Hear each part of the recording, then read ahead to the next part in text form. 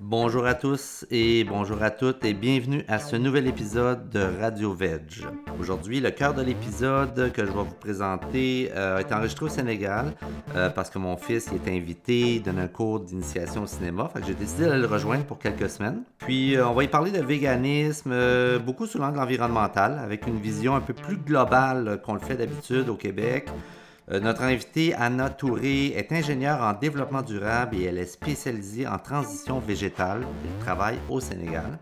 Vous allez voir que j'ai volontairement laissé 2 minutes d'enregistrement avant le début officiel de l'entrevue avec Anna parce que j'y parle de façon informelle avec Anna et mon fils de mes difficultés à me nourrir avec des aliments à base de végétaux au Sénégal.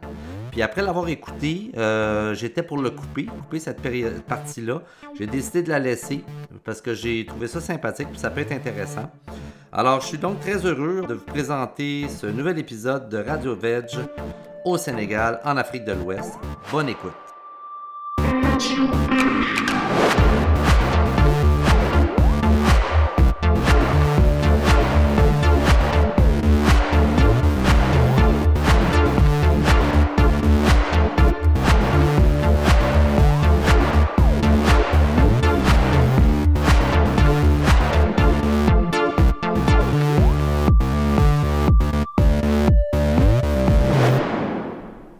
Donc voici. Alors avant de passer à notre entrevue avec Anna, on va, comme à l'habitude, alors comme on avait pris l'habitude jusqu'au dernier épisode, passer à quelques petits articles qui ont attiré mon attention dans les dernières semaines, derniers quelques mois. C'est des bonnes nouvelles, alors j'avais le goût de les partager avec vous. Alors, premièrement, on a une étude qui a été faite, très sérieuse étude, là, qui a été publiée dans le journal JAMA Network Open, qui a fait une étude avec 22 jumeaux identiques. Parce qu'il y a déjà eu des études, entre autres, il y a une grosse étude l'année dernière qui est sortie, disant qu'effectivement, si les gens passaient d'une nourriture omnivore carnée à un régime végétalien, on pouvait allonger notre vie. De façon générale, on allongeait notre vie, notre qualité de vie. Mais là, ici, on parle d'une étude où on a pris simplement des jumeaux identiques, donc avec les mêmes ADN. On leur a fait prendre... on les a divisés en 2 groupes différents. En fait, chacun des jumeaux ou jumelles était divisé. Et ceux qui ont mangé une nourriture carnée mangeaient quand même très bien. Alors, c'était une nourriture qui était quand même surveillée avec légumes, grains entiers. Alors, c'était pas du fast-food. Et de l'autre côté, les gens qui avaient une alimentation végétalienne avaient aussi une alimentation qui était quand même très surveillée de façon à avoir une alimentation optimale. Alors, on avait d'un côté des gens avec une alimentation optimale ayant des protéines animales et de l'autre côté des gens avec le même ADN ayant une alimentation optimale mais sans protéines animales. En passant, c'est l'Université de Stanford qui publie cette étude-là. L'étude de l'année dernière donnait une augmentation de 10 ans à la vie d'un jeune de 20 ans et une augmentation de 3 ans à la vie d'un homme de 80 ans. C'est encore mieux que ce que j'avais en tête. Maintenant, au niveau des résultats concernant les jumeaux, après 8 semaines suivant le début de leur régime respectif, les jumeaux qui avaient un régime vegan, végétalien, ont perdu plus de poids, ont réduit plus leur LDL, qui est le mauvais cholestérol, et puis ont baissé leur niveau d'insuline. Alors, autrement dit, on se retrouve ici devant 2 alimentations optimales, une carnée, une à base de plantes végétaliennes, et au fil d'arrivée, c'est le régime végétalien qui l'emporte. Alors, voici pour une première étude qui est super intéressante. On la trouve à peu près partout. Vous avez juste à faire une recherche sur Google. On l'a sur ABC, sur CNN, sur VEG News. Elle est très, très, très médiatisée, cette étude-là, très intéressante. Maintenant, au niveau de l'environnement, parce qu'on va parler d'environnement aujourd'hui avec Anna, une alimentation végétale, c'est une étude qui est publiée ici dans la revue Reporter, une revue française. C'est une étude qui a été menée par des chercheurs de l'Université de Oxford et repose sur des données de plus de 55 500 Britanniques. Alors, pendant un an, on a noté tout ce qu'ils mangeaient, tout ce qu'ils buvaient. On les a divisés en 6 groupes différents, les véganes, végétariens, amateurs de poissons, petits, moins gros consommateurs de viande. Puis ensuite, on a comparé les résultats. Et de façon générale, l'alimentation végétale demande moins d'utilisation de terre, en moyenne 25,1 % que celle requise pour la consommation d'un mangeur de viande. 46,4 % de moins de consommation d'eau et puis 34 % moins de perte de biodiversité. Alors, je ne sais pas où trouvent les arguments de ceux qui mangent encore de la viande, mais on voit ici dans les 2 derniers articles que je viens de vous citer, les 2 dernières études qui sont très sérieuses, qu'autant au niveau de l'environnement qu'au niveau de la santé, on devrait, comme on dit, ditcher les produits animaliers. Maintenant, une autre bonne nouvelle, en Europe, ça c'est une étude, attendez un peu, c'est publié dans la Dépêche que ça s'appelle, l'association Réseau Action Climat France, qui nous indique que l'alimentation végétale en Europe bat des records. Alors, malgré les déboires de la compagnie Beyond Meat, là, souvent on entend les mauvaises nouvelles par rapport à Beyond Meat. Ça ne veut pas dire que l'alimentation végétale est en déclin, au contraire. Ici, on parle là, que en Europe, en 2022, la nourriture végétale a battu un nouveau record en générant 5,7 milliards d'euros de recettes, soit une croissance de 22 % par rapport à 2020. Le lait, la viande, le fromage sont les aliments que les Européens troquent le plus contre une alternative sans protéines animales. Alors, ça va super bien. Les ventes d'alternatives aux produits carnés ont augmenté de 21 % entre 2020 et 2022, alors que celles de la viande traditionnelle se sont repliées de 8 %. On mentionne aussi que c'est la nouvelle tendance végétale du moment. Les ventes ont explosé de 102 %.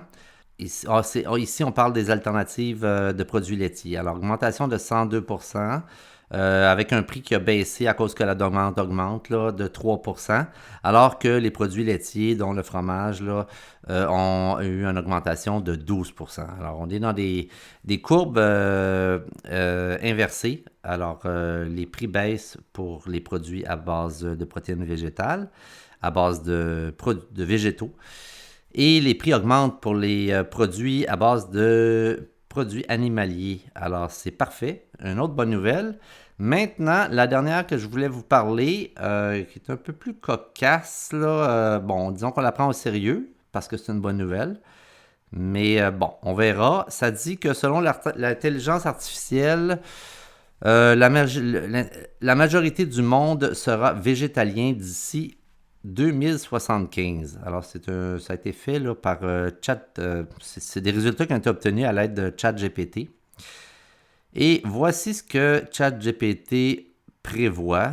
Entre 2024 et 2030, la génération Z ainsi que les milléniaux continuent de être sensibilisés aux problèmes environnementaux, éthiques, sanitaires liés à l'agriculture animale. Les options alimentaires à base de plantes deviennent de plus en plus disponibles et abordables grâce à une demande croissante et à des investissements dans les technologies de protéines alternatives. Et certains pays et régions mettent en place des politiques et des incitations pour promouvoir les régimes à base de plantes et réduire la consommation de viande. Alors ça, c'est demain matin, genre de 2024 à 2030. 2030 à 2040, qu'est-ce qui va se passer? Alors, ChatGPT nous dit que l'adoption de régimes à base de plantes et la réduction de la consommation de produits animaux continuent de croître régulièrement, notamment dans les zones urbaines et parmi les jeunes générations. La viande cultivée en laboratoire et d'autres sources alternatives de protéines deviennent de plus en plus accessibles et sont intégrées à une alimentation courante. Et certaines régions constatent un déclin de l'élevage traditionnel. Ça va encore mieux. Là, on était de 2030 à 2040, 2040 à 2055. La popularité des régimes à base de plantes se répand à un plus large éventail de la population, de nombreuses personnes réduisant leur consommation de viande et de produits laitiers. De plus en plus de gouvernements mettent en place des politiques pour lutter contre l'impact environnemental de l'agriculture animale et soutenir des systèmes alimentaires durables. Et la consommation de viande traditionnelle diminue considérablement, mais le véganisme reste un régime minoritaire dans certaines régions.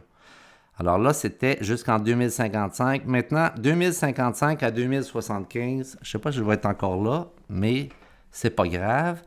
On dit que les régimes à base de plantes deviennent la norme pour la majorité de la population mondiale avec des régimes végétaliens et végétariens largement acceptés. L'agriculture animale subit une transformation significative axée sur des pratiques plus durables et éthiques. L'industrie alimentaire s'adapte pour répondre à la demande croissante d'alternatives à base de plantes et cultivées en laboratoire. La consommation de viande devient rare et réservée à des occasions spéciales dans certaines cultures et l'élevage animal traditionnel devient une industrie de niche. Alors, autrement dit, très très peu utilisée. Donc, on est rendu en 2055 à 2075 où il y a à peu près plus d'agriculture animale, d'élevage animal. Les véganes actuellement sont des précurseurs, des warriors. C'est difficile des fois de rester positif parce qu'on est au début d'un mouvement, mais tout indique qu'on s'en va dans la bonne direction. Maintenant, après ces petites nouvelles-là, je pense qu'on est prêt à passer au cœur de notre épisode avec l'entrevue avec Anna, en direct, pas en direct, mais enregistrée au Sénégal. Bonne écoute! OK. Moi, j'ai essayé. La première journée, je suis allé dans un petit espèce de lodge, éco-lodge. Et puis, je leur ai dit, bon, avez-vous quelque chose? Je leur avais déjà parlé à l'avance, pas de produits animaliers. Puis quand je suis arrivé, ils n'étaient pas au courant. Bon, je leur ai dit, ils m'ont dit, on peut te faire une sauce tomate avec des pâtes. Ah, je dis, c'est parfait. Ouais. Le lendemain, j'ai dit, tu m'avais parlé des niébés. Oui. Alors, je leur ai dit, est-ce que je peux manger des niébés? Ils m'ont dit, ben, on peut te faire ça, on va aller en chercher. Je dis, niébés avec du riz et des légumes, ça serait super. Oui. Et puis, ils m'ont fait un super bon plat. C'était parfait. Mais ensuite, je suis parti, puis... Cheers! Alors, je réalise que, dans le fond, il faut juste faire attention à quand on touche à la table. Toc! Parce que ça fait des petits bruits. Ouais, okay, ça va. C'est bon. Je sais pas ce que ça donne. Hein. Wow, bon. C'est fort. Je trouve pas ça tant fort. C'est fort. Enfin, c'est herbacé. C'est spécial. C'est ça. Maintenant, je comprends. Oui, je l'avais dit. Hein. Mais on a pris un breuvage détox quand on est arrivé ici. Hein? C'était gingembre avec orange. C'était vraiment bon. Ça nous a retapé. C'est vraiment le gingembre, la clé. Ah, le gingembre, c'est fort. Hein? Mais c'est ça, alors j'ai pas été capable. À un moment donné, Non, en fait, ça répondra à une de tes questions. Dehors, c'est compliqué. Si moi, je suis une végane chez moi. C'est ça. Si je cuisinais, mais si j'étais en touriste ou si je cuisinais pas, très clairement, je fais une distinction entre les deux, quoi. Ouais. Oui, effectivement, végane dehors. Mais qu'est-ce que vous en pensez? Moi, je pense que tout est prêt. On part? Donc, si on fait l'intro, puis après ça, on pourra en parler. Ben, oui, de toute façon, le balado, exactement, il est fait de façon à ce que ce soit plus une discussion plutôt qu'une entrevue. Une conversation, c'est ça. Exactement. Mais tout est bien pour l'instant. Super. Bon, alors... Attends, j'enlève, je suis un peu maniaque, il y a un petit poil sur le micro. Alors, je préfère l'enlever avant que je fasse... On part? Alors, bonjour à tous et à toutes. Nous voici repartis pour une nouvelle entrevue. Pour une première fois, on a élargi les horizons du balado. Jusqu'à présent, mis à part les nouvelles qui sont relativement régionales, mais aussi nationales et internationales. Nos sujets et nos invités sont québécois, puis en général, on discute pratiquement exclusivement du mouvement au Québec. Alors, en passant, mon fils aujourd'hui est avec moi. Je suis heureux parce que c'est lui qui va s'occuper de la technique aujourd'hui. Bonjour. Fait que, bienvenue Maximilien dans le balado. Ça fait plaisir. Aujourd'hui, on se rend dans ce merveilleux et accueillant pays d'Afrique de l'Ouest qu'est le Sénégal. Au Québec, comme vous savez, les auditeurs connaissent le Sénégal de par notre icône nationale qui est Boucar Diouf, qui en parle souvent. Mais il y a une communauté végane que j'ai réussi à infiltrer, si on peut dire, pour ensuite faire connaissance avec Anna Touré, qui est ingénieure en développement durable et spécialisée en transition végétale, qui est avec nous aujourd'hui, qu'on a le plaisir de recevoir. Alors, bonjour Anna, et merci beaucoup de ta présence parmi nous. Bonjour Sylvain, bonjour Maximilien. Alors Anna, tu es née, tu me corriges si je me trompe, mais tu es née en France, je crois, tu es d'origine malienne, mais tu habites à Dakar au Sénégal depuis un certain nombre d'années. C'est bien ça, je me trompe pas? C'est ça, voilà. C'est moi, ça. je suis née à Paris, j'ai grandi en France, et puis mes parents étant originaires d'Afrique de l'Ouest, du Mali précisément, j'ai décidé après mes études d'aller vivre au Mali. Donc je suis une franco-malienne qui vit en Afrique de l'Ouest depuis maintenant près de 20 ans. Voilà. Ah, OK. Puis alors ton intérêt pour l'environnement et par le fait même le véganisme vient de quelle période de ta vie? Quand est-ce que tu as commencé à te sensibiliser à la cause environnementale? Alors la cause environnementale depuis le début, puisque j'ai fait une formation d'ingénieur en environnement. Donc une des raisons qui m'a poussée à aller vivre au Mali, travailler au Mali justement, c'est que je ressentais le besoin d'apporter une plus-value sur la terre de mes parents. Donc j'ai commencé en tant que responsable environnement au niveau du chemin de fer Dakar-Bamako. J'étais en charge des pollutions, de la gestion des déchets. Ensuite j'ai travaillé au niveau du ministère de l'Environnement du Mali, toujours sur la question des déchets et particulièrement la problématique du plastique. Et puis, je me suis retrouvée au Sénégal, où j'ai accompagné les hôtels de la petite côte du Sénégal dans un projet de tourisme durable financé par les Nations Unies. Voilà, donc ça, c'est tout mon parcours environnemental. Et puis après, je suis devenue végane en 2016. Et là, ça a changé un peu le cours des choses. En 2016, tu étais à ce moment-là à Paris. À ce moment-là, j'étais à Paris. Okay. J'ai fait une petite pause de 3 ans. Je me suis lancée dans l'entrepreneuriat. J'ai fondé une petite entreprise de production de cosmétiques au beurre de karité. Et c'est à ce moment-là que j'ai découvert le monde du véganisme, que je ne connaissais pas du tout. Et... Moi, je suis issue d'une famille qui mangeait de la viande. Pour un petit peu resituer les choses, enfant, je mangeais de la tête de mouton. On mangeait de la tête de mouton tous les dimanches, parce que j'ai un papa qui est de Tombouctou, et c'est une tradition là-bas. Okay. Donc, je n'ai pas du tout été sensibilisée ni à la cause animale, ni au végétarisme. C'est quelque chose que je ne connaissais absolument pas. Mais en 2016, par le biais de mon entreprise de cosmétiques, je découvre le terme vegan. Et là, c'est une révélation en fait. Tu as fait le lien avec la protection environnementale complètement. et puis... Complètement. En tant qu'environnementaliste, j'ai pris une claque en fait. Je me suis rendu compte que j'étais une environnementaliste, mais qui était un peu à côté de la plaque sur ces questions-là. Même par rapport à l'éthique animale, j'avais pas conscience d'énormément de choses. Je prends l'exemple du lait, quoi. Je n'avais pas conscience que pour produire du lait, il faut produire entre guillemets des vaches laitières et les inséminer, etc. Donc en fait, c'était une claque. Ça a été assez radical et assez rapide. En 6 mois, je suis passée d'omnivore à vegan. Autrement dit, tu as réussi à te détacher de ta proximité culturelle, de manger le mouton et tout, lait, les produits laitiers, un peu comme moi j'ai fait aussi. Absolument. Puis à partir du moment où on se détache de ces liens culturels-là, on réussit à voir différemment. Là. Bon, alors la petite anecdote que j'ai citée, la tête de mouton, ça c'était enfant, j'ai très vite laissé ça quand même. Mais depuis quelques années, j'avais déjà diminué fortement ma consommation quand même de viande rouge. Mais je mangeais encore du poulet, du poisson, des produits laitiers. Et effectivement, je me suis détachée de... Alors, j'ai une double culture, franco-malienne et les Français, vous savez, Ouais. consomment aussi beaucoup de produits laitiers Oui, et fromage. beaucoup de viande. Ouais. Voilà, et donc je me suis détachée de ma double culture pour être alignée avec mon rôle, en fait, mon rôle d'environnementaliste. Et comme je vous ai dit, ça a été rapide. Et puis, d'un point de vue économique, je me suis rendu compte que c'était très intéressant aussi. Hein. Donc, je cherche la simplicité. Je suis devenue végane très vite. Il y a eu un petit temps d'adaptation parce que je suis maman. À l'époque, j'étais maman d'enfants de 7 et 10 ans et j'avais un peu peur pour eux.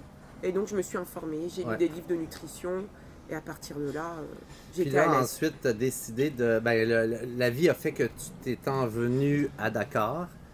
Et puis, bon, là, c'est un défi là, de continuer à vivre en ligne avec tes valeurs. Ouais. Et puis, d'arriver dans un milieu qui est différent, là, Ouais. où le véganisme n'existe à peu près pas. C'est ça. Ça a dû être difficile. Ouais, c'est vrai. Tu as dû hésiter à dire, bon, est-ce que je recule? Alors, j'ai pas hésité une seconde, mais j'ai rencontré quelques nouveautés, quelques défis à relever. Quand je suis arrivée à Dakar en début 2019, je suis arrivée avec une valise pleine de produits qu'on peut trouver dans les magasins bio à Paris, qui facilitent un peu le mode de vie végétalien, des saucisses de tofu, tofu à l'ail des ours, des choses qui simplifient la vie. Donc je suis venue avec ces produits dans ma valise, mais vous vous doutez bien qu'au bout de quelques jours, Il restait plus il rien. n'y avait plus rien. Ouais. Et donc là, je me suis dit, alors qu'est-ce qu'on fait maintenant? Il était hors de question de faire marche arrière.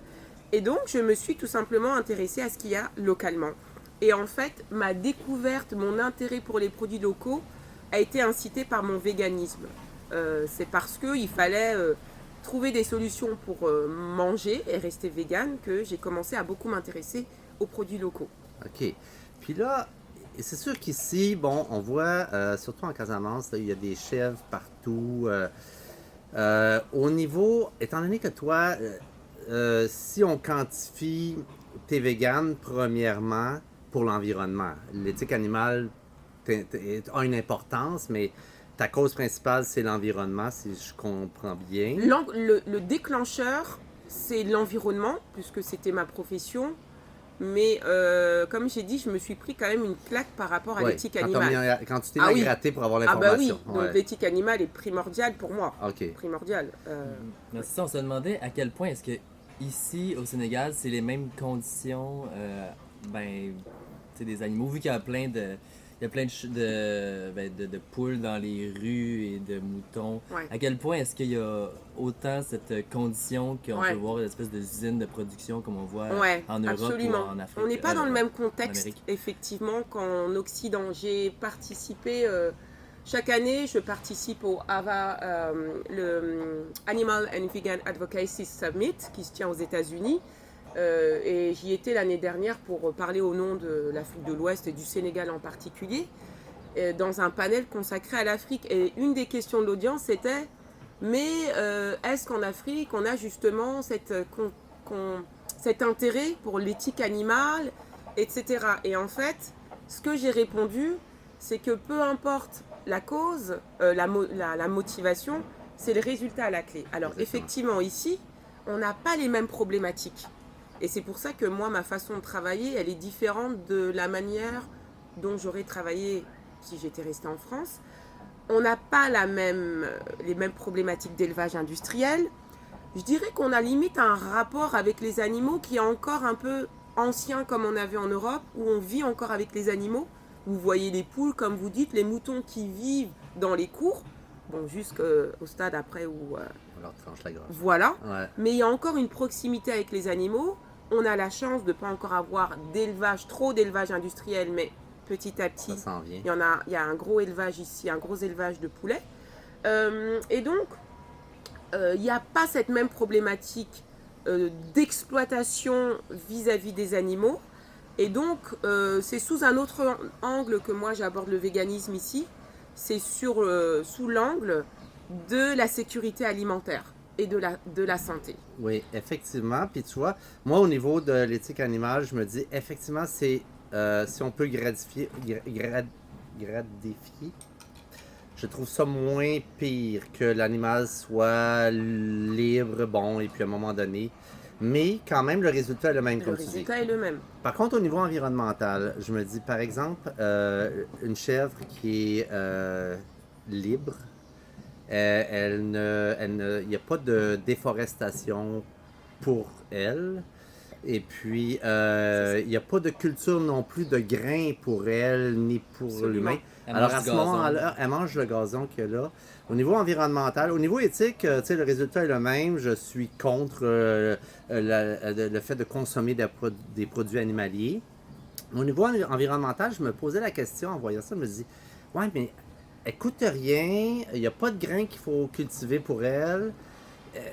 Qu'est-ce qu'il y en est? Est-ce que c'est négatif environnementalement, le fait que...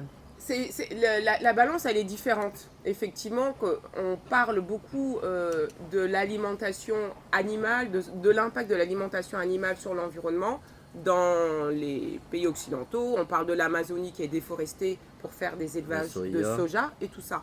Ici, c'est différent, mais on a une problématique environnementale très forte. On a des problèmes de sécheresse, on a des problèmes de terre à entretenir, à cultiver justement, avec les céréales complètes. Et c'est pas par rapport aux animaux ici. La problématique environnementale, elle est liée au fait que il faut trouver des solutions pour continuer à s'alimenter avec le contexte de sécheresse, de manque d'eau, etc. Et c'est pas l'importation de protéines animales qui va solutionner l'Afrique de l'Ouest. Ouais. C'est au contraire la culture de céréales complètes comme le mil qui permettent d'entretenir les sols, qui demandent peu d'eau, qui demandent peu de nutriments et qui peuvent, le mil qui peut pousser dans des conditions très difficiles. Donc c'est dans un sens différent ici. Le mil, si on explique rapidement, c'est un peu comme le blé. Ouais. C'est une sorte une variété de blé. Alors c'est pas une variété, il y a la famille des mils comporte 15 espèces différentes. Ici, on va trouver le sorgho, le petit mil et le fonio. À la différence du blé, c'est sans gluten. Okay. Ça a un indice glycémique très inférieur au riz, donc c'est très intéressant. Okay. Ici, on consomme beaucoup de riz. Et comme je l'ai dit, d'un point de vue environnemental, c'est juste extraordinaire. C'est protéiné. C'est très riche en protéines, c'est très riche en fibres également. Également en d'autres minéraux, en acides aminés et en d'autres sels minéraux. En fait, il a tout pour plaire. Et si vous posez la question aux générations d'avant, les parents, les grands-parents, le mil tenait une place très importante dans l'alimentation. Et petit à petit, on a laissé place au riz qui est importé, riz qui suscite beaucoup de problèmes comme le diabète. Voilà, donc en fait, pour répondre à la question par rapport à l'environnement, elle n'est pas directement liée aux animaux, mais elle est liée au fait qu'il faut trouver des solutions pour alimenter cette partie du monde. Modifier les habitudes alimentaires. Modifier. Et en fait, il y a eu une modification très, très rapide. Si je prends l'histoire des protéines animales, ici, le poulet et la viande sont assez récents. Ça date de l'époque de la colonisation. Ce sont des produits qui ont été importés. Autrement dit, c'est la consommation de viande actuelle qui est importée comme très culturelle. Absolument. En partie, absolument. La viande est principalement importée. Alors le poulet, vous avez une usine ici qui s'est installée il y a quelques années, qui a un modèle d'élevage quand même assez intensif. Et avant, le poulet qu'on consommait, c'était le poulet bicyclette, donc les poulets qui étaient élevés, qui couraient. Et puis maintenant, ça y est, le poulet d'élevage coûte moins cher que ce poulet. On bascule vers la production Exactement. de masse. Et donc, on commence à se tourner vers ça. Et en parallèle, on rencontre de plus en plus de maladies cardiovasculaires, de diabète, qui ne sont pas solutionnées. Donc, les modes alimentaires ont très très vite évolué. Et on a été complètement déconnecté des aliments traditionnels. Mais on valorise, j'imagine, là, tu me corriges si je me trompe, on valorise quand même beaucoup la consommation de viande. Alors, comment est-ce qu'on fait pour... Alors, c'est un problème qui est généralisé, qui est planétaire. Ouais. Comme ma conjointe vient d'Amérique latine, c'est la même chose. Si tu ne consommes pas de la viande, riz avec bean, c'est vu comme le repas des pauvres. Exactement. Alors, comment est-ce qu'on fait pour changer ces paradigmes? Ce paradigme, ouais. C'est, je veux dire, en Afrique, y a-tu moyen? Puis je lisais dans un des articles que tu m'as transmis que le véganisme est vu comme étant une espèce de mode étrangère, occidentale. Alors, il y a une réticence à cause de ça en même temps. Bourgeoise peut-être en même temps. Alors, je vais reprendre déjà sur l'histoire, oui, de la viande qui est perçue comme un signe distinctif de revenus ou de moyens. On est exactement comme dans la situation de l'après-guerre en France, où on mangeait aussi beaucoup de légumineuses avant la guerre, pendant la guerre, et puis après, hop, il y a eu le boom et la viande s'est introduite. Ici, c'est pareil. C'est perçu comme quelque chose de très valorisant de consommer du poulet et de la viande. Ça veut dire qu'on a les moyens. Parce qu'à l'époque, un plat de riz, il y avait juste un petit bout de viande ou de poisson, et c'est parce que ça coûte très cher. Donc maintenant, pouvoir s'acheter du poulet, de la viande, c'est un signe distinctif de pouvoir d'achat. Niveau social. De niveau social. Ouais. Vous direz aux gens, le niébé, il y a le niébé qui est riche en protéines. Oui, mais c'est pas pareil. J'en trouvais pas. Voilà. Parce que on a calqué notre mode alimentaire sur l'Occident, alors que, comme je vous ai dit, à l'époque, j'ai encore rencontré quelqu'un il n'y a pas si longtemps que ça, qui me racontait avec les étoiles dans les yeux, quand il était petit, les plats à base de niébé qu'il consommait, et comme quoi les gens se portaient bien, étaient en bonne santé. Donc il faut déconstruire cette idée, parce qu'en Afrique, on a envie aussi de se développer, et c'est très bien de se développer, mais là on copie en fait des modes alimentaires qui avant n'étaient pas les nôtres. Les problèmes occidentaux dans le fond. C'est ça, les problèmes occidentaux. Alors c'est tout mon job, justement, de convaincre les gens, de leur apporter des arguments pour qu'ils se reconnectent avec ces aliments et qu'ils ne voient plus la viande et le poulet, et puis je vais parler du poisson aussi, comme l'unique source, je dirais pas seulement de protéines, parce qu'ils ne pensent pas forcément aux protéines, ils pensent vraiment au fait qu'on a les moyens. C'est ça qu'il faut déconstruire. Alors comment tu fais ça? C'est comment Est-ce que c'est faisable dans le fond? Parce que moi, je reviens de 1 mois au Sénégal, j'étais en Casamance. Mais est-ce que c'est faisable d'être vegan ici au Sénégal? Ok, alors je vais reprendre step by step parce qu'il y a beaucoup de choses. Le poisson, d'ailleurs, on va en parler. Le véganisme, effectivement, le terme vegan est un terme qui a été défini en Occident. Dans les années 50, on a mis un nom sur un mode de vie. Et la promotion du véganisme s'est faite d'abord en Occident. En revanche, les communautés végétariennes et végétaliennes ont toujours existé en Afrique. Si on prend le cas particulier du Sénégal, il y avait, comme je vous ai dit, pas de poulet ni de viande. En revanche, évidemment par sa situation géographique, le Sénégal est un pays de tradition halieutique. Mais il y a un mais par rapport à ça. Aujourd'hui, vous demanderez à n'importe quel ménage sénégalais, il est impossible de consommer correctement du poisson sénégalais parce qu'il n'y en a pratiquement plus. Tout ça à cause de la pêche illicite, de la pêche intensive qui vient de l'étranger, les gros chalutiers qui ont des licences. J'ai lu là-dessus. Voilà, il y a vraiment. Bon, tout ça est lié avec aussi la problématique des migrations. C'est un problème économique. C'est un problème aussi alimentaire, puisque à 70%, les Sénégalais consommaient la sardinelle, qu'on appelle ici le yaboy. C'était la source de protéines numéro 1. Aujourd'hui, les gens ne trouvent plus ce yaboy, qui était très accessible, qui ne coûtait pas cher. C'est un poisson. Pourquoi il est pêché par les gros chalutiers pour être transformé en farine animale, pour nourrir les saumons d'élevage d'Europe du Nord. Donc, c'est un peu la reproduction du problème du soya, où on déforeste l'Amazonie pour faire des champs de soya, pour nourrir les animaux. Le bétail, et là c'est pour nourrir les élevages européens. Alors les Sénégalais se retrouvent sans cette source qui était très accessible de poissons. Eh bien moi je joue sur ce phénomène économique et social qui est criant et pour lequel il faut trouver une solution de manière urgente. comment les populations vont s'alimenter correctement, Ouais. avoir une alimentation équilibrée sans soya boy. Il faut bien une solution. Et sans avoir à importer la nourriture. Exactement. Ouais. Et puis même d'un point de vue économique, si les gens veulent montrer qu'ils ont les moyens, un poulet, vous l'aurez à 4000 francs à peu près, contre 1 kilo de niébé à 800 francs. En termes de prix, il n'y a pas photo. Et donc voilà, c'est la manière avec laquelle moi je communique. OK. Je parle du porte-monnaie. Ouais. Je parle du porte-monnaie, je parle de la santé. Puis là, tu me parles de ce que tu fais, mais c'est avec l'organisation que tu as démarré, Globicis, c'est ça? Ouais. Alors, bon, rapidement, dis-moi comment ça a commencé, puis comment tu fonctionnes concrètement, comment tu vas chercher la clientèle, si on peut dire, pour avoir un impact. Là. Ouais.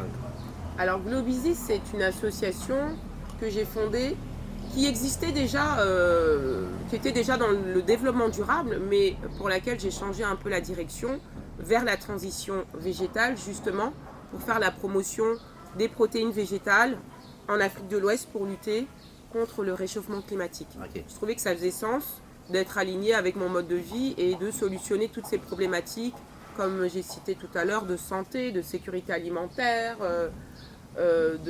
d'environnement et puis bien sûr par rapport aux animaux. La cible principale de mon association, c'est les écoles. Parce qu'il faut former les nouvelles générations, il faut sensibiliser les enfants pour que demain ce soit des acteurs conscientisés. Et puis parce que c'est une cible que j'aime beaucoup, que j'affectionne particulièrement parce qu'avec les enfants, il y a énormément d'empathie à l'égard des animaux. Et c'est beaucoup plus facile de leur faire comprendre l'intérêt d'une alimentation végétale et locale. Donc, Les écoles primaires. les écoles primaires jusqu'au secondaire. Ah, OK. Voilà. Et voilà, donc on intervient dans les écoles, on apprend aux enfants comment s'alimenter, on forme aussi les équipes de restauration, bien évidemment, toujours avec les produits locaux. OK. Voilà. Tu vas tu vas littéralement voir les écoles, tu leur offres tes services. C'est ça, c'est pour ça que c'est une association et que j'ai des partenaires qui sont...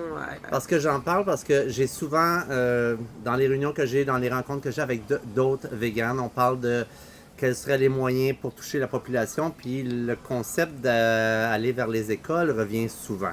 Ouais. Alors c'est pour ça que ça m'intéresse, puis au niveau pratique, comment tu fonctionnes, je me dis, ça peut-être que ça peut générer d'autres idées connexes là, au Québec. Là. Ouais, c'est vrai que je trouve un intérêt particulier de travailler avec les écoles parce que comme j'ai dit, on a un retour. Les enfants ne sont pas formatés en fait. Non, c'est ça. Et non seulement ils ne sont pas formatés, souvent, parmi les enfants, il y a déjà cette conscience que manger des animaux, c'est pas cohérent. Ouais, l'empathie est là. L'empathie, elle est là. Le biais est moins ancré. C'est ça. Il faut Ouais. juste leur donner des solutions. Ouais. Et puis comme dans leur entourage, eh ben, on leur impose, ils savent pas. Donc Ouais. quand on leur explique, et je peux vous dire que j'ai organisé des ateliers de dégustation, par exemple de lait végétal local, Uh-huh. de lait à base de céréales locales, Ouais. de sorgho, de mil, d'arachide. Et l'éblouissement des enfants, c'était juste magique. Ils me disaient, ah donc, il n'y a pas que les vaches qui donnent du lait. OK. Donc, voilà, on travaille avec un réseau d'écoles au Sénégal et au Mali. OK. Et on intervient plusieurs fois dans l'année à des moments clés. Et puis, il y a toujours des moments festifs dans ces événements-là. Les parents n'ont pas d'objection au fait que tu pousses le véganisme, ben, sans le dire peut-être, là, mais l'alimentation végétale, disons. En fait, ce qui est chouette ici, comme on parle de produits locaux, on parle de terroir. Et il y a un côté fierté. OK. Oui, moi je joue sur ce côté-là. Ah, OK, oui, je comprends. Je joue sur le côté de la fierté, de l'autonomie du pays. Ouais. Et c'est sur ces Se biais-là. détacher de la dépendance Exactement. à l'Occident. Finalement. Exactement. Ouais. Et j'ai même eu, alors lors de nos ateliers, c'est les enseignants qui sont là, il n'y a pas les parents, même si parfois à des restitutions les parents viennent, des enseignants qui m'ont dit, mais pourquoi on ne savait pas tout ça?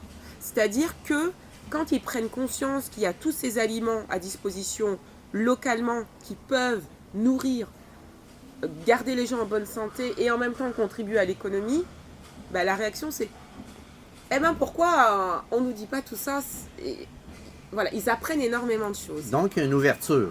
Ah, il y a une ouverture. Plus peut-être qu'en Occident, selon Oui, toi. je pense, parce que le fait de jouer sur le patriotisme, le panafricanisme, l'autonomie, ça parle, et la santé. Il faut savoir qu'au Sénégal, les gens, vous avez dû voir beaucoup de pharmacies à Dakar, et les gens se ruent littéralement vers les pharmacies au moindre mal. Alors qu'on a une tradition de pharmacopée ici, de produits ancestraux qui soignent par les plantes. Mais les gens se ruent vers les pharmacies parce qu'il y a plein de maux. Et donc, ils sont quand même à la recherche de solutions pour leur bien-être et leur santé. Et quand on fait la connexion avec l'alimentation, ça leur parle. C'est plus une méconnaissance. Puis, est-ce qu'on retrouve les mêmes mots qu'on retrouve en Occident, comme cholestérol, diabète, Alors, le diabète, c'est un fléau ici. problèmes Les cardiovasculaires? deux, le diabète de type 2, les maladies cardiovasculaires, ces 20 dernières années ont explosé au Sénégal.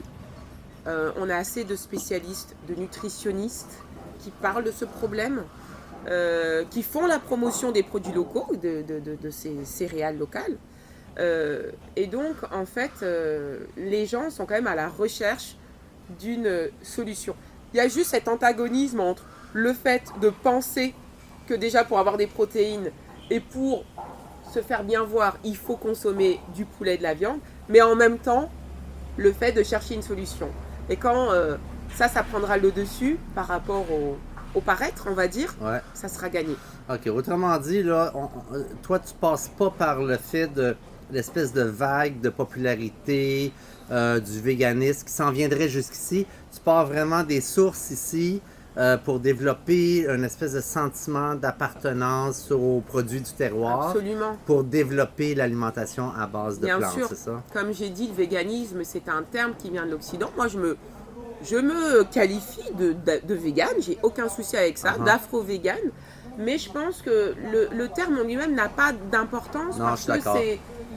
c'est l'aboutissement. Ben, Et tout au à fait, final, ouais. si on exploite moins et on tue moins d'animaux parce que par d'autres canaux, on consomme différemment, je pense que c'est le plus important. Et encore une fois, rester dans cette philosophie végane, c'est vu du prisme occidental. Et je pense que d'un point de vue... il y a un mouvement qui existe fort aux États-Unis qui est le mouvement Libération. C'est important aussi que les populations africaines s'approprient leur propre C'est pas obligé leur propre émancipation.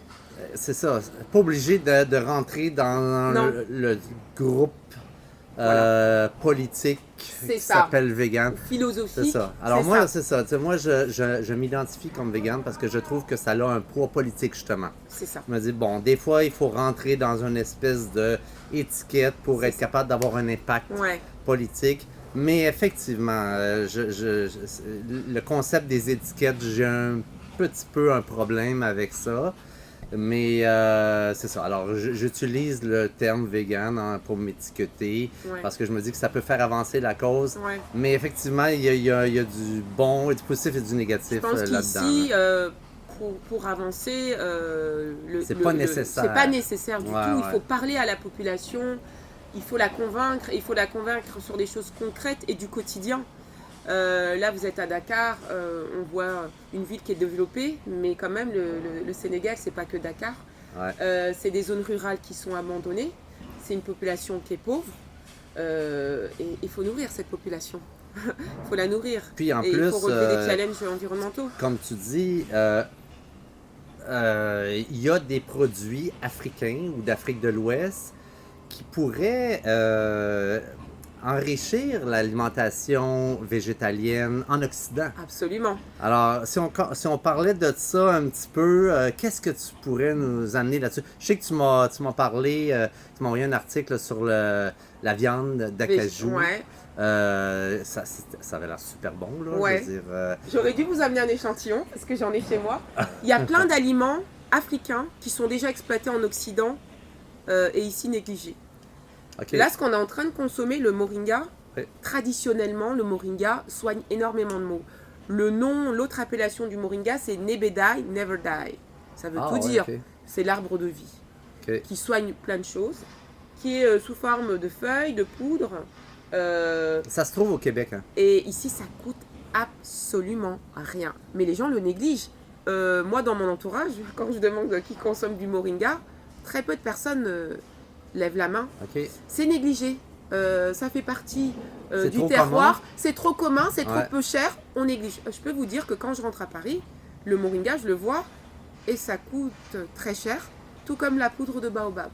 Parce que là, c'est super bon, là. Et c'est très nutritif. C'est un cocktail pour les gens ne voient pas, là, Ouais. mais c'est très beau. Et puis, on l'a mélangé avec Là, ils ont mis de l'ananas. l'ananas, un petit peu de sucre et puis du moringa. Et c'est excellent. Puis tu dis que c'est bon pour la santé, c'est C'est très protéiné. riche en fer, c'est très Fer. riche en protéines et plein d'autres sels minéraux. Enfin, c'est beaucoup plus riche en fer que. On parle souvent de foie ou de viande rouge, etc. Pareil pour le baobab, qui est très riche en calcium, en magnésium. Enfin, c'est le secret de bon, il joue plus maintenant, mais Roger Federer. Ouais. Vous voyez, donc ce sont des produits qui sont très valorisés en Occident. On les utilise dans des smoothies, on fait plein de Ouais. trucs. Et ici, ben, c'est la population peut-être modeste qui va le consommer, mais les gens, Ben, on a découvert le jus de pain de singe. ça c'est juste Qui extraordinaire. est super bon. Puis on regardait sur Internet la quantité de vitamine C Non, qu'il y a mais c'est là-dedans. Explosif. C'est comme 4 fois ce qu'il y a dans un jus d'orange. C'est ça. Et puis, Ça vient du baobab. ça vient du baobab. Mais Ouais. ça, est-ce que ça se trouve au Québec, disons, ou est-ce que c'est exporté? Ou... Moi, je sais qu'en Parce- France, on trouve la poudre de baobab Ah, maintenant. c'est de la poudre. C'est la poudre. Alors, vous avez l'arbre de baobab qu'on Ouais. ne voit malheureusement plus beaucoup ici à Dakar. Hein. Il y avait plein de Mais où baobab. j'étais, il y en avait plein. C'était pas d'accord non plus. Non, c'était pas d'accord. À, c'est sûr. À Dakar, ça devient difficile, malheureusement. Tu as les fruits. Là, il n'y a plus de feuilles dans les baobabs, presque plus, mais il y a les fruits. Alors, je les pense, fruits, c'est vous ça? avez, c'est comme une grosse. Ouais, comme une espèce de poire. Voilà, alors à ne pas toucher Cher. parce que ça pique, Ah, ça, ok. c'est très urticant. OK. Et puis, on l'écrase avec le pied et quand on l'ouvre à l'intérieur, vous avez le fruit du pain de singe. Ce sont des petits morceaux blancs un peu calcaireux comme ça. Ok. Et c'est ça qui est broyé, tamisé pour avoir la poudre. OK. On mange aussi le fruit tel quel. Ah, OK. On peut en faire des glaces, on peut faire plein de choses. Et la poudre, bon, moi pour vous donner un exemple, tous les matins, je fais mon petit smoothie avec 2 cuillères à soupe de baobab. Je suis partie quoi. OK, il va falloir que je fasse des recherches. Je ne l'ai C'est jamais juste- vu au Québec, mais Ok. j'imagine que ça peut se trouver. C'est possible, Ok. c'est fort possible. Pareil pour la viande de cajou, qui n'est pas une innovation qui a toujours existé dans le ciné saloon. La viande de cajou, qui est une solution au gaspillage alimentaire, puisqu'on exploite la noix de cajou et le fruit, bon, on le consomme un peu, mais c'est pas un fruit que vous allez trouver sur les étalages, il est jeté. Parce que la noix de cajou ici, il y en a partout. Il y en a partout. Il y en a partout. Ça, on la Ouais. consomme. Qui est très riche aussi hein, dans une alimentation végétale. Mais le fruit était jeté. Et là, il y a une autre viande aussi qu'on appelle la viande de dimbe. Mais ces viandes-là existent dans les populations du ciné saloum, mais c'est pas arrivé jusqu'ici. Et là encore, demander aux Sénégalais la viande de cajou, ils ne connaissent pas. Et pourtant, elle commence déjà à être exploitée à l'étranger. Oui, parce que l'article que tu m'as envoyé, si je ne me trompe pas, c'est un chef C'est ça. français qui l'utilise et C'est ça. puis ça a l'air être un délice, là, les clients adorent. C'est Et ça. puis, Ça se travaille comme, je sais pas, n'importe quel. C'est quelque chose qu'on réhydrate, qu'on aromatise à sa guise. ouais. Alors, c'est une bonne solution, comme j'ai dit, face au gaspillage alimentaire. Pour retrouver une sorte de mâche de goût proche de la viande. Après, il faut faire aussi attention. En termes de protéines, on est sur du 5%. C'est beaucoup moins riche que de consommer par exemple du baobab ou du moringa. Ok. Mais c'est intéressant pour des restaurants. Oui, Et- au niveau et de la texture au qui niveau de la ressemble à de la texture, viande. En termes de protéines, c'est vraiment les légumineuses et les céréales complètes qui apportent tous les acides aminés. OK. Voilà. Et donc ce mélange de produits classiques et puis de ces nouveautés entre guillemets, comme la viande de cajou, devrait susciter l'intérêt ici, mais c'est pas le cas. OK. Les Alors- restaurants à Dakar, vous avez dû voir, on est sur des pizzas, Ah non, c'est- on est sur des burgers, des pâtes, Ouais. rien de Il traditionnel. faut aller dans des restaurants très spécialisés pour trouver des produits à base de plantes. Là. C'est Nous, ça. on paye le gros prix. Là, C'est pour, ça. Et donc, qu'on est avec il y a une réappropriation à faire. Et moi, c'est sur ça que je joue. Puis, est-ce qu'il y a d'autres produits que, selon toi, on devrait parler qui sont d'origine africaine et qu'on devrait connaître? Oui, alors on a Au parlé niveau des épices, peut-être? Y a-tu des... Alors les épices ici sont... Ah oui, bon, il y a une épice qui ressemble au clou de girofle, qui s'appelle la bête selim. C'est une petite gousse à l'intérieur de laquelle il y a des graines. Bon, elle est très utilisée ici, dans notamment le café Touba. Tu as dû connaître ça, Maximilien, café Touba, le café traditionnel sénégalais. Ah ouais, ok. Ouais, je pense Et que c'est quoi. très odorant, mais Ok. aussi c'est thérapeutique. Donc, Ah, ok. en cas, de toute façon, au niveau de la pharmacopée, là, on pourrait faire tout un épisode là-dessus, parce que il y a énormément de plantes qui sont présentes ici qui peuvent soigner. Mais voilà, la bête c'est lime, mais on n'a pas parlé des tubercules aussi, la patate douce, l'igname, le manioc, très riche en fibres. Est-ce que ça se cultive ici Ah oui, beaucoup, ça pousse la patate, ici, le manioc? la patate douce. Ok, la patate douce, c'est vrai, en Casamance. Hein, beaucoup, Ah, il y en a aussi. beaucoup. On a parlé du niébé, mais il y a l'arachide quand même. Ouais, Et il y a un plat traditionnel ici qui s'appelle le mafé, ok. dans lequel on ajoute de la viande. Mais quand j'explique aux gens, mais c'est pas la peine de mettre de la Parce que viande, t'as puisque déjà vous des avez de arachides. l'arachide qui Ouais. est une légumineuse, Oui. là aussi, découverte. Parce que pour eux, un mafé sans viande, il manque quelque chose. Oui, parce que j'ai pas trouvé de. J'ai fait un séjour en Ouganda il y a quelques années et il y avait un plat dont j'oublie le nom qui était à base de cachou, justement, avec une sauce au cachou, qui était un repas très populaire avec du riz, sauce au cachou, quelques légumes. Mais ici, je ne l'ai pas retrouvé ou j'ai pas retrouvé quelque chose de similaire qui m'aurait sauvé. Là. Ici, particulièrement, c'est vrai, plus au Sénégal qu'au Mali, où je travaille aussi, il y a vraiment, comme j'ai dit, une sorte d'oubli de certains aliments. Même quand on dit, bon, je suis très ravie que le tiboudienne soit entré au patrimoine de l'UNESCO. C'est un plat reconnu par l'UNESCO. Mais sachez que le riz, c'est pas traditionnel au Sénégal. Il a été introduit. Pourtant, il est cultivé quand même. Il est cultivé, beaucoup. mais alors les Sénégalais ne consomment absolument pas le riz local, ils consomment le riz qui provient de Chine. Ah oui. Voilà. Et ça c'est aussi, du riz blanc. Et c'est du riz blanc, 100% Même pas blanc. du- même et pas donc, du riz brun non, qui est beaucoup du tout. Voilà. plus riche en Et protéines. donc là, problème de diabète, etc. Donc, il y a énormément de choses qu'on pourrait faire culinairement ici. Il faut juste que les populations se réapproprient ces aliments et fassent preuve un peu d'innovation, de recherche, plutôt que de chercher à copier, dupliquer Ouais. des modes alimentaires, pizza, burger. C'est sympa, mais... Est-ce que tu as l'impression de être David contre Goliath, de te battre contre la marée? Ou est-ce que vraiment tu as de l'espoir de vraiment pouvoir faire partie d'un changement sociétaire? Moi, j'ai beaucoup d'espoir parce qu'en 5 ans, quand je suis arrivée, j'ai vu sur ces 5 ans une évolution très positive, une émergence de producteurs locaux, de vendeurs de fruits et légumes très bien organisés. C'était pas aussi évident de trouver même des fruits et légumes locaux il y a 5 ans. Et c'est en train d'exploser. L'endroit où on est, épicerie fine africaine, vous verrez, il y a plein de produits qui sont valorisés. Donc j'ai vraiment un grand espoir parce qu'il y a cette conscientisation au niveau des entrepreneurs de valoriser ces produits. Pas encore au niveau des populations, mais des entrepreneurs.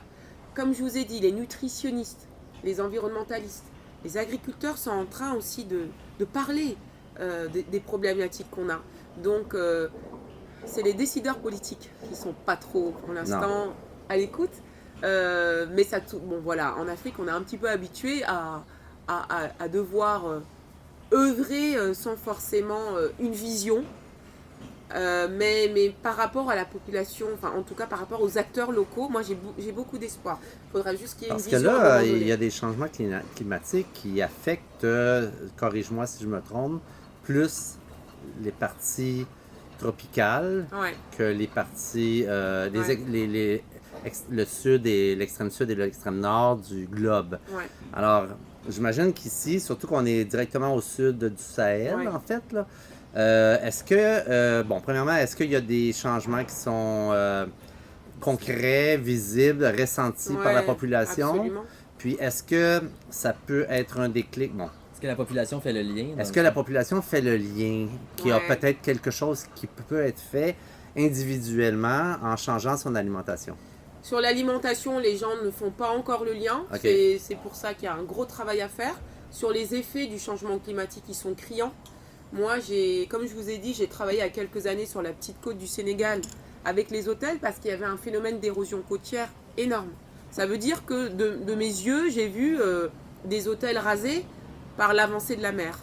Et donc, Dû à la montée des eaux? dû à la montée des eaux. Parce qu'effectivement, j'étais au Honduras l'année passée et puis le petit hôtel où j'étais, il y a quelques années, ils m'ont montré des photos. Il y avait une plage de peut-être 20 mètres C'est ça. avec des cocotiers. C'est ça. Et puis maintenant, la mer frappait et est en train de menacer le restaurant de tomber à l'eau. Ben, voilà, il y a eu des hôtels qui ont été.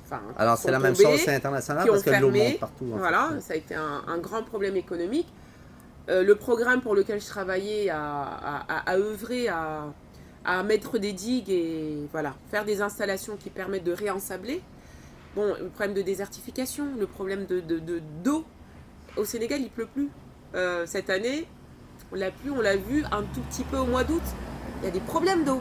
Parce Et que donc- là, on termine, en fait, la saison des pluies, ça se termine en novembre, c'est ça? Oh, elle est déjà finie. hein. Elle est finie. Elle est Là, déjà on terminée. tombe Elle est dans de la- plus en plus courte. Elle est plus courte. Vraiment, moi qui vis à Dakar, je peux vous dire que sur 5 ans, plus de chaleur, moins de précipitations. Alors attention aussi, il y a les constructions qui ne sont absolument pas adaptées à C'est ces du béton. phénomènes. Voilà, Ouais, c'est du béton. Du béton. Mais j'ai vu l'évolution, c'est très concret.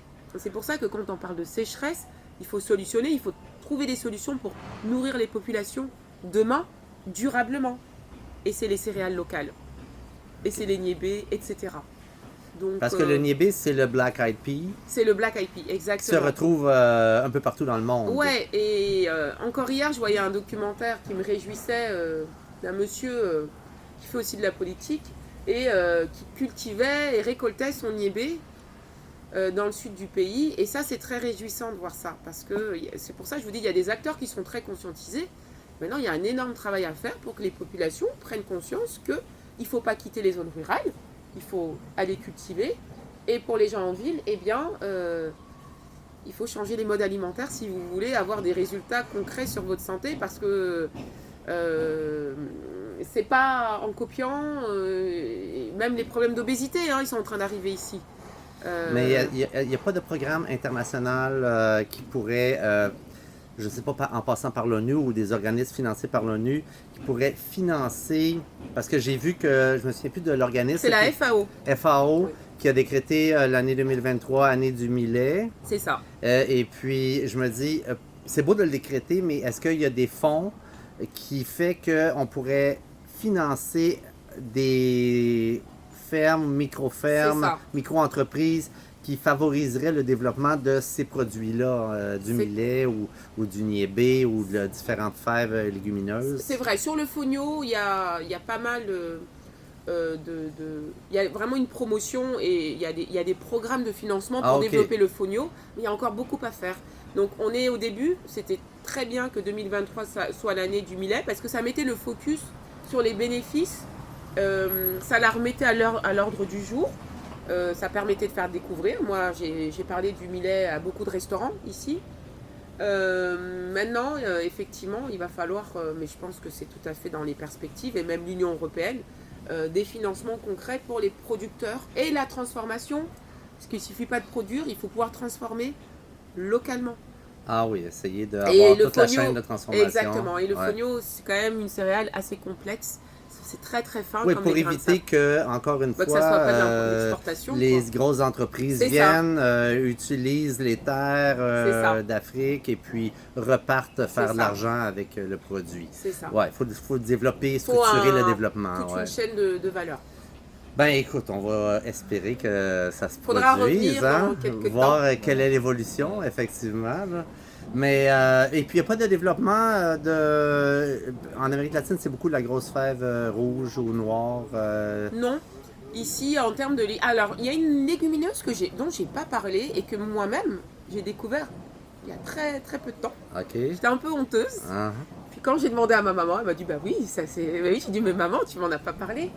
Ça s'appelle le pois de terre ou le pois bambara. Ça ressemble au soja, OK. sauf que c'est rond, c'est blanc ou marron.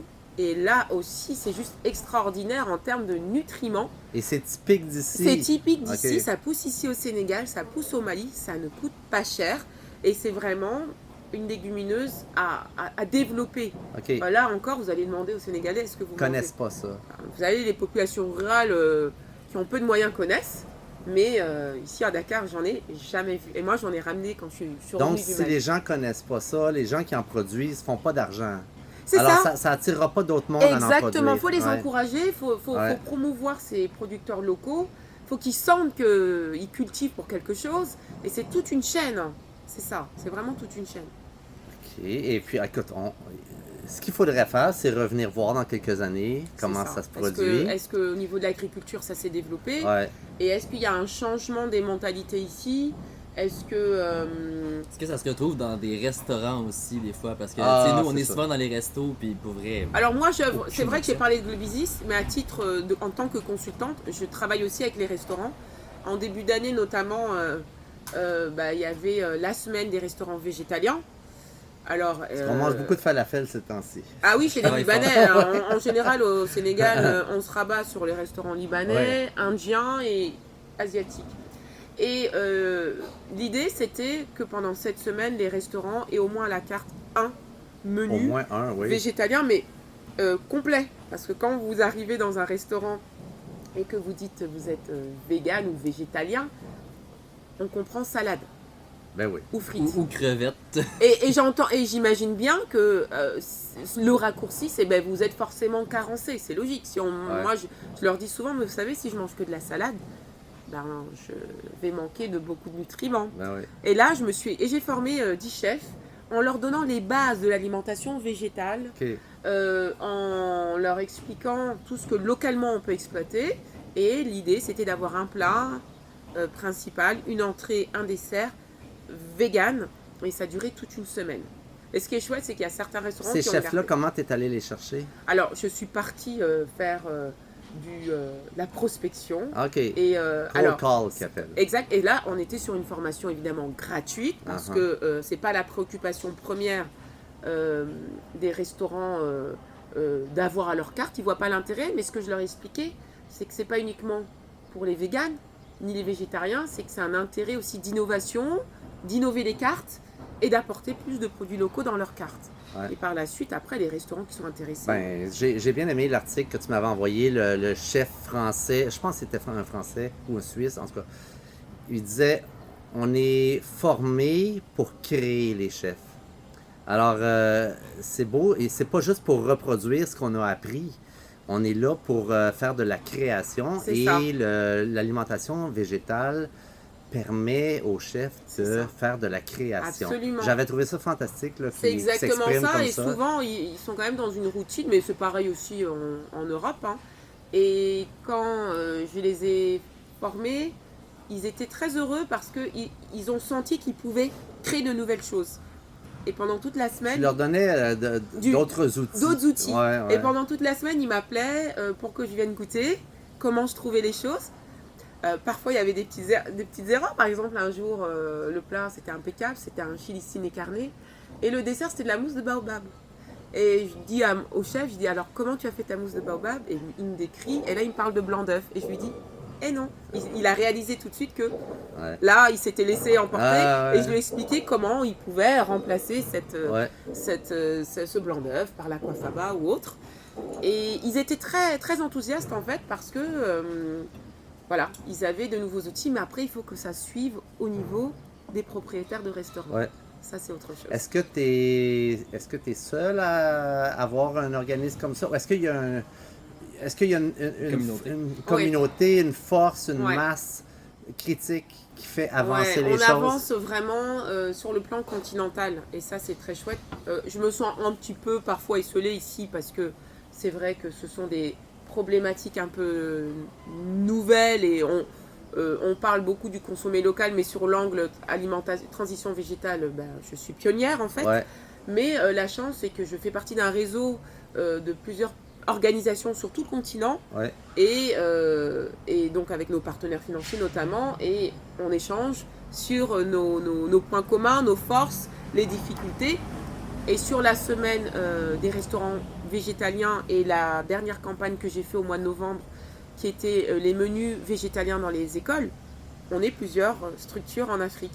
Et donc, on partage nos activités. Et donc, on est quand même en réseau, on va dire panafricain. OK. Voilà. Alors, tu reçois un financement d'organisation qui te permet d'être active sur le terrain. Oui, bah oui. Alors, Parce que- t'as pas à aller chercher Alors- des clients qui te payent. Comme j'ai dit, j'ai deux axes de travail. Au niveau de l'association, mais les associations travaillent avec des financements, sinon c'est compliqué. Ouais. D'intervenir dans les écoles, Ouais, les écoles n'ont pas de fonds. ben non. Ou même d'accompagner les communautés de femmes, il n'y a pas de fonds. Par contre, en tant que consultante, je dois aller chercher donc, les restaurants, ou même, ce que je projette là très prochainement, c'est d'organiser des masterclass. Là, c'est plus avec les individus, parce qu'il y a quand même cette cible qui m'intéresse. Voilà, on est dans l'épicerie fine, donc là, à la carte, il n'y a pas encore de plat végétalien, mais la propriétaire est très intéressée. Ouais. Elle me connaît à travers les réseaux sociaux, et donc là, il faut que les restaurants soient assez conscients de l'intérêt pour vouloir payer une consultante pour faire évoluer leur carte. OK. Voilà. Donc j'agis sur ces deux Donc, angles. tu as une partie de ce que tu fonctionnes avec Globicis C'est ça. qui est qu'il faut que tu ailles chercher des clients qui vont actuellement te payer. C'est ça. Mais tu as aussi comme un financement pour par exemple Pour des les écoles ou collectivités, les les écoles. groupes de femmes ou des choses comme Exactement. ça. Quand aussi. j'interviens en zone rurale, voilà. Là, on il est- ne faut pas s'attendre à avoir... C'est ça. C'est ça. Non, c'est impossible. OK. Donc, Alors, tu fonctionnes avec comme Sur deux deux fronts. bras, sur deux Voilà, fronts. Ah, exactement. excellent, il excellent. faut. Puis comment tu vois les années qui viennent pour Globicis, c'est pour toi personnellement? Un renforcement, un ancrage, que ça soit une structure pérenne, avec des équipes qui s'élargissent, parce que j'ai démarré quand même seule, avec des points focaux dans les zones rurales, parce que pour moi c'est très important. Je suis à Dakar aujourd'hui. Ce qui m'intéresse, c'est d'être sur les zones rurales, parce que c'est là-bas que tout se joue. Ouais. C'est là-bas le Ouais, cœur. Effectivement. Voilà. Et alors un élargissement aussi au niveau, parce que l'Afrique de l'Ouest, Mali, Sénégal et Gambie, puisque la Gambie est à l'intérieur du Sénégal, Ouais. et c'est un pays qui a beaucoup de similarités avec le Sénégal, la langue, etc. Donc comme j'ai dit, un ancrage, et puis des partenaires locaux aussi institutionnels, parce qu'il n'y a pas que les finances, il faut pouvoir avoir des acteurs locaux qui nous accompagnent, ministère de l'Environnement, ministère de la Santé, ministère de l'Agriculture, et qu'on puisse avancer main dans la main. Ouais. Main dans la main, c'est important pour moi que... Tu as des contacts avec Oui, moi j'ai toujours travaillé dans mon au niveau travail. gouvernemental? Ouais, J'ai toujours ok. travaillé dans mon travail avec les institutions. Maintenant qu'il y ait une prise de conscience, on n'y est pas encore. Et Ok. donc, j'aimerais beaucoup qu'au niveau de... Mais les canaux sont ouverts. Les canaux sont ouverts. Ils te ferment pas les portes. Voilà, ils sont Ouais. toujours informés quand il y a des événements. Mais les perspectives, organiser des grands événements, un VecFest, Ouais. ça c'est mon objectif Ah, ben oui, ultime. ça serait fantastique. Et avec les acteurs locaux qui prennent conscience des enjeux et de l'intérêt. Quand ils auront compris l'intérêt, je pense que ça va... Les Ouais. choses vont se décanter. En tout cas, je vois ton énergie, Oui. ton positivisme, et puis c'est énergisant. Ça donne Alors, espoir. ça donne vraiment espoir. Ouais. Et puis, t'as pas de moment de découragement Bien ou de... sûr, c'est pour ça que de Ouais. temps en temps, je vais un peu me ressourcer à cet événement qui s'appelle le Hava Summit.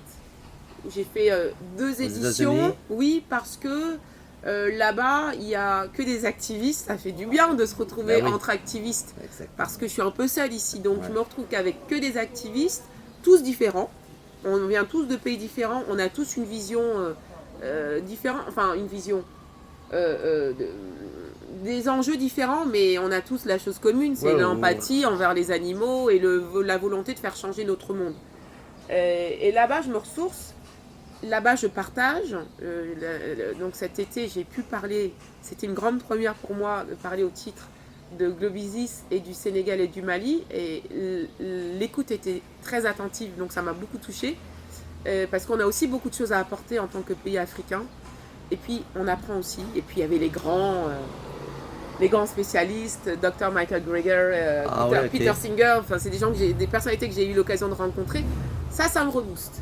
Voilà, et ça me permet de continuer à avancer quand je rentre. C'est ça à Washington? Alors la dernière édition était à Los Angeles, Ok. et l'édition de l'année dernière était à Washington, enfin de 2022 était à Washington, et cette année, si j'y vais, ça sera encore à Washington. OK. Parce que la diététiste, la nutritionniste que j'interviewais dans un balado précédent est allée à un espèce. Je me souviens pas et puis elle me parlait justement qu'elle rencontrait Peter Singer, Ça doit être cet événement. le Dr. Greger. Parce qu'il y a tout le Mais monde. il me semblait que c'était à Washington. Washington 2022. OK, c'était en 2022. Ouais. Peut-être Et ça c'était celui-là. mon tout premier. J'étais Ok. vraiment novice. J'y allais de manière très timide. Et puis là, je me suis rendu compte que je pouvais apprendre, mais je pouvais surtout apporter. Et Oui, il y t'apportais avait, ta il y avait contribution. beaucoup d'attentes par rapport à justement comment le véganisme est, un peu les questions que vous m'avez posées, comment le véganisme est perçu en Oui, Afrique, on est curieux. et est-ce que c'est possible. Donc, En et tout je suis cas- venue avec de la viande de cajou pour le coup. Ah, tu l'as porté. En tout cas, je vais essayer d'en trouver. C'est certain que j'aimerais goûter à ça. Mais je te remercie énormément. C'était vraiment agréable. Ton dynamisme, je suis sûr que ça va faire avancer les choses. Tu as un impact positif. Inch'Allah, comme on dit ici. Inch'Allah. Faut toujours garder l'espoir. Exactement. Puis écoute, le fait qu'on diffuse le balado au Québec, c'est jamais. On sait jamais. Ça peut peut-être créer des liens avec des partenariats. auditeurs. Ah ouais. On espère. Hein? Et puis. En tout cas, ils peuvent me retrouver. Tu communiqueras ma page Instagram oui, sur je laquelle peux mettre ta page sur le. Et j'ai un blog, alors que j'alimente pas très très régulièrement, mais je partage aussi un Oui, peu le mode de j'en ai vie. lu en grande partie. Voilà, c'est très Green intéressant. Inception. Et puis, Green Inception. yeah, Green C'est ça, Inception. ok. Ah, Inception. L'idée d'implanter dans l'esprit des gens La verdure. la verdure et tout ce qui est autour de la verdure, l'alimentation végétale, l'écologie, sans qu'ils s'en rendent vraiment compte en fait. C'est ça l'idée en fait. J'aime bien cette idée d'implanter l'idée comme dans le film. Leur faire du bien sans qu'ils s'en rendent Ouais, compte. sans que voilà, sans qu'il y ait tout un tas de discussions et qu'en fait à la clé ils soient obligés de reconnaître que c'est pas mal comme mode de vie finalement. Ouais. Ben, Ça en fait, fait des c'est ça. liens. C'est que c'est difficile jusqu'à un certain. Toutes les causes sociales sont difficiles au début. Ouais, Et à un certain moment, il y a un point de bascule c'est ça. qui est documenté. Là. C'est documenté. Et puis à un moment donné, ça va beaucoup plus vite. Ça se met à faire C'est ça. une Oui, espèce je des sais pas de que- géant à un moment donné. Exactement. Alors le début, l'endroit Ben, où on est, c'est ça. c'est le moment Je suis difficile où il ne faut consciente pas que lâcher. je suis vraiment pionnière, Ouais. mais ça a du sens comment je me suis retrouvée. Voilà, au départ quand je suis partie au Mali, c'était voilà par rapport aux questions de plastique. Je me retrouve au Sénégal où quand même mon papa a grandi, donc il y a une histoire. Et puis finalement ça fait du sens que je sois là parce que je sens que par rapport à mon histoire, par rapport à ma double culture, je peux parler aux Ouais. populations et que Oui, t'es pas un expat là, voilà, qui c'est connaît ça. pas la C'est culture. ça. Là, Ça fait 20 ans quand même, mine de T'es pas rien. une Parisienne Voilà. qui aurait pas de connaissances C'est sur ça. l'Afrique. Et j'ai puis, pris mon temps vraiment de découvrir cette alimentation avant de décider de les mettre dans mes activités. Ouais. Et pour moi, tout fait sens. Donc c'est pour ça que je suis obligée de rester positive. Oui, parfois on a besoin d'avoir aussi d'autres structures, mais il y a quand même un bon réseau ici de structures dans l'environnement. Ouais. On a aussi des associations de cause animale, hein. On a la Ligue Ouais. de protection des animaux. Et donc toutes ces structures, je peux quand même reposer dessus. Et puis demain, si j'organise un VecFest, voilà, c'est des structures qui auront leur Oui, mot à parce dire que, dans leur domaine. tu sais, en tout cas, tu as beaucoup de crédit parce que je me rends compte en étant ici que on est chanceux quand même. Parce qu'au Québec, si tu prends un hamburger de viande, c'est parce que tu veux vraiment pas essayer le végétal. Parce qu'il est à côté, C'est ça. il est à peu près le même prix, puis il C'est goûte ça. aussi bon, sinon plus dans C'est ça. certains cas. C'est ça. Tout ce que tu manges est disponible à la version végétale. Fait que Exactement. pourquoi tu le fais pas? C'est ça. Faut vraiment être un peu boqué. Ouais. Alors qu'ici, il faut être un peu plus créatif. là. Exactement. C'est C'est ça. tu sais, vraiment, il faut que tu cuisines. C'est très puis, différent. ouais, C'est très c'est ça. différent. Il faut être Ouais. honnête. Ouais. Aller dans un restaurant, c'est loin d'être évident. Moi, je suis habituée maintenant, donc soit j'ai mangé avant, je prépare le terrain, Ouais. mais on perd cette spontanéité clairement ici parce que c'est compliqué. Ouais.